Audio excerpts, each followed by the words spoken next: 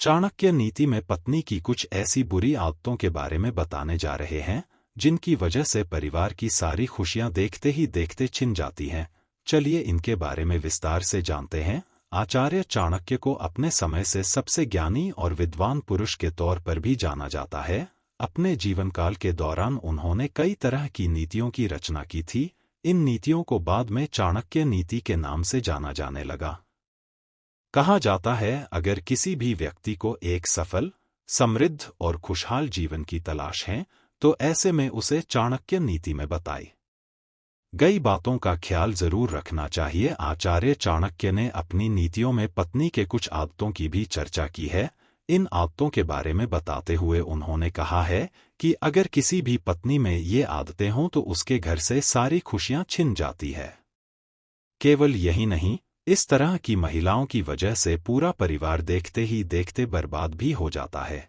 तो चलिए इन आदतों के बारे में विस्तार से जानते हैं। झूठ बोलने की आदत।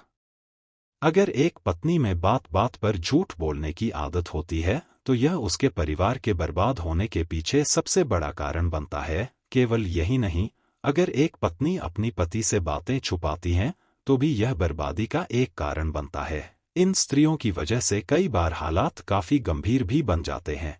इस तरह की महिलाएं जिस भी घर में रहती है वहां कलेश होता रहता है और खुशहाली भी चली जाती है। बात बात पर बहस करना। कुछ ऐसी महिलाएं होती है जिन्हें हर बात पर बहस करने की आदत होती है। इस तरह की जो महिलाएं होती है उनका वैवाहिक जीवन कभी भी खुशहाली से नहीं बीतता है। इस तरह की महिलाओं का वैवाहिक जीवन काफी जल्द समाप्त हो जाता है। देर तक सोने की आदत। कई बार ऐसी महिलाएं भी होती हैं जिन्हें सुबह देर तक सोने की आदत होती है। जब एक पत्नी में यह आदत होती है तो यह कलह का कारण भी बनती है। कई बार इस बुरी आदत की वजह से पूरा परिवार टूटकर बिखर जाता है। बेकार पैसे खर्च करने की आदत। जब एक स्त्री बेकार और बेफिजूल में पैसे खर्च करती है तो यह भी एक बुरी आदत हो सकती है जो परिवार की खुशियों को मिट्टी में मिला सकती है। इस तरह की जो महिलाएं होती है उनके घर और परिवार में आए दिन कलेश होते रहते हैं।